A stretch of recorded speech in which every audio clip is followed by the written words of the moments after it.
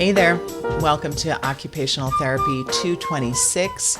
Today's topic and lecture is on the cognitive orientation to daily occupational performance, or co-op approach. My name is Melisa Kaye. Today's lecture is in two parts, and this is part one. We have four objectives. We want to explain co-op and talk about who is it for, describe the key principles, discuss the goal, plan, and do and check aspects of it, and explain how the co-op program can be used with a client, illustrating each of the 7 principles. Palachko and Mandich in 2004 said, co-op is a client-centered, performance-based, problem-solving approach that enables skill acquisition through a process of strategy use and guided discovery. So that is absolutely accurate. The take-home version is that co-op is a way for clients to use their problem-solving and their strategies and guided discovery, in other words, cognitive skills, right, to help them with motor issues. Unsurprisingly, then, the population is children with developmental coordination disorder. It was originally developed for those 6 to 11. It's been shown to be effective for a variety of diagnoses that have motor-based performance problems. So, solid cognition, motor issues. OTs can use it, trained teachers, and trained parents and caregivers. The application is over a 10-week period. There's 1-hour sessions once or twice a week. Sessions begin with a discussion of the goal and the plan, which are acronyms, which we'll go through. Homework is assigned and/or reviewed during the sessions, and a certificate of achievement is awarded at the final session.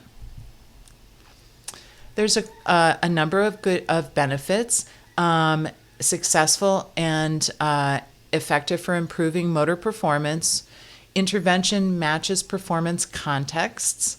The intervention matches the practice context. So we're in a natural context, and it's cost effective and efficient. And even if you don't use the whole flat out co-op program, what I found in my practice is that it's super handy and helpful to use some of the principles to help kids who have DCD or other motor issues.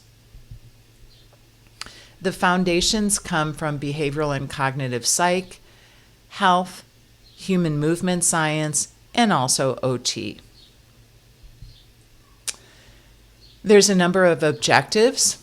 Certainly building skills, developing cognitive strategies, generalizing learning. So I can do this skill in this environment, let me do it in another environment, right? So we know that generalizing skills is a form of solidifying one's abilities because the two different environments may be slightly different. And also the transfer of learning. So the child not only gets this generalization of learning, but they use what they learned, say, in a basketball practice session in a volleyball practice session, right? So we transfer learning from one skill set in one area, in this case basketball, to another type of ball activity. So that transfer is also really important. There's 7 key features, and we're going to go over them one at a time, but here they are all together on slide 11. Client chooses the goals, analyzes performance, we put in place cognitive strategies, guided discovery, which we'll talk about, enabling principles, there's involvement of parents or caregivers, and there's an intervention format.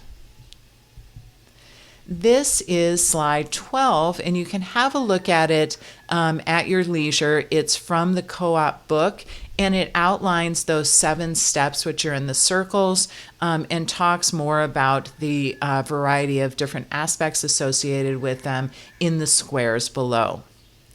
All right, so that's the end of part 1. I'll see you shortly for part 2, and we'll go over the 7 steps of the co-op program.